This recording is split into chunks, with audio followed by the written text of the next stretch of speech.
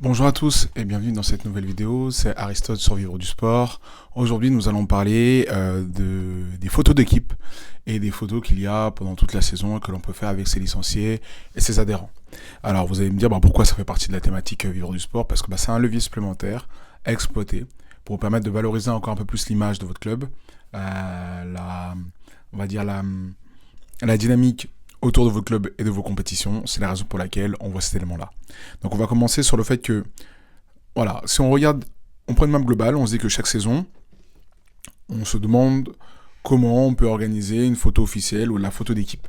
C'était un truc qui était très en vogue il y a peut-être une dizaine d'années, où chaque année, on fait une photo d'équipe pour sacraliser un peu le moment, etc. Et en fait, en fonction des clubs, ça diffère. Il y en a qui le prennent comme une dimension classique et traditionnelle. Donc chaque année, l'équipe 1 du club senior ou garçon ou fille va avoir sa photo, mais pour le reste, parfois, il n'y a pas trop de photos, ou bien ça reste compliqué. Et en fait, c'est de cette façon-là où on peut se demander pourquoi c'est compliqué. C'est compliqué parce que ça peut être une contrainte logistique et financière. Pourquoi ? Parce que si vous n'avez pas de photographe à l'intérieur de votre club, forcément, ça peut rendre la tâche plus compliquée. Du moins pour avoir une photo de qualité. Mais il ne faut pas oublier que c'est peut-être un investissement sur le plus long terme. Pourquoi ? Parce que, numéro 1, cette photo a joué un rôle important pour valoriser les acteurs du club, symboliquement les joueurs, mais aussi les dirigeants et les coachs et toutes les personnes qui font partie prenante du bon fonctionnement de la saison. Deuxièmement, c'est qu'une saison, ça passe vite. Donc forcément, on est en mesure de penser que c'est bien d'avoir des souvenirs, c'est bien d'avoir des archives. Et pour aller plus loin, c'est que les jeunes, finalement, qui font partie de votre club, qui grandissent avec votre club, vont aussi se rappeler qu'ils ont vécu des choses qui sont intéressantes et vont pouvoir les transmettre et les partager. Et en fait, finalement, les photos d'équipe, ça va quoi ?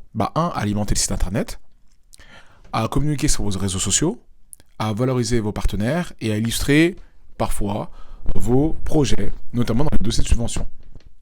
Donc maintenant, on va aller sur un point qui est l'outil de communication. Parce qu'il faut rester pragmatique.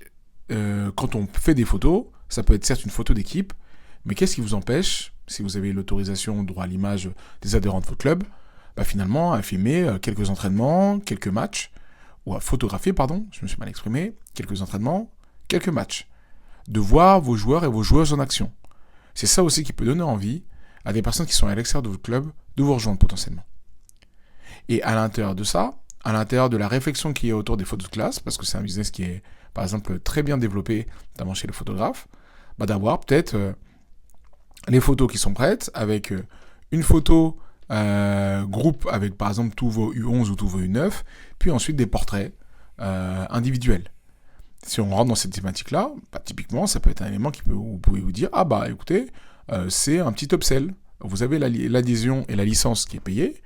On parle souvent des stages, etc. Mais typiquement, une photo peut être un élément supplémentaire pour pouvoir valoriser encore plus votre club et avoir des financements un peu supplémentaires. Tout en jouant sur la dimension émotionnelle, et notamment pour les parents qui vont suivre chaque année l'évolution de leur enfant à l'intérieur de vos structures.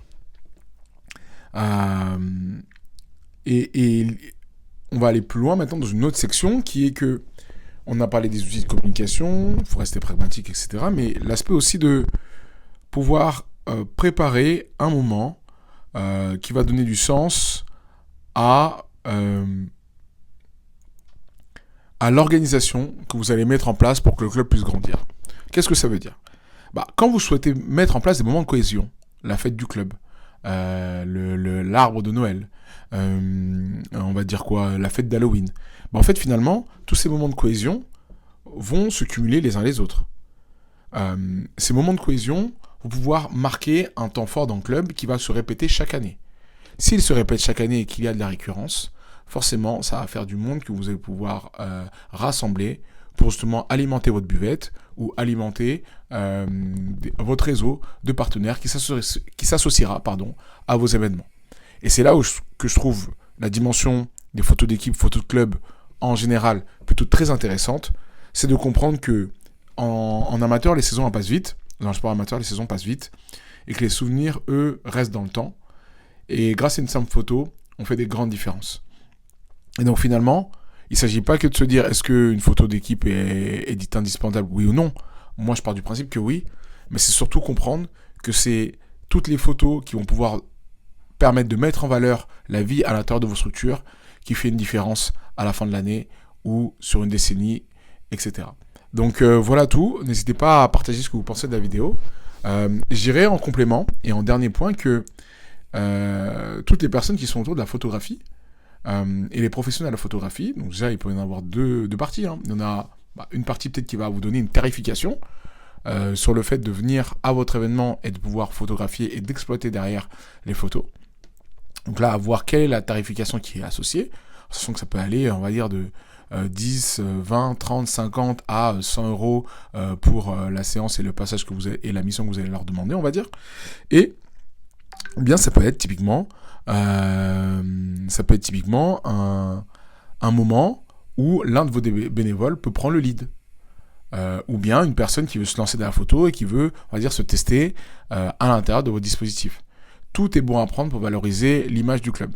Encore une fois, je vous dis ça parce que l'idée dans la chaîne, c'est de partager tous les outils pour les éducateurs sportifs qui peuvent continuer de faire grossir un peu les étapes de votre vie et votre carrière, et forcément la dimension communication en fait partie. Donc voilà tout, c'était Aristote sur Vivre du Sport. N'hésitez pas à partager, liker la vidéo, même commenter. Je serais curieux de savoir ce que vous pensez de tout ça. À très vite pour une prochaine vidéo. Salut!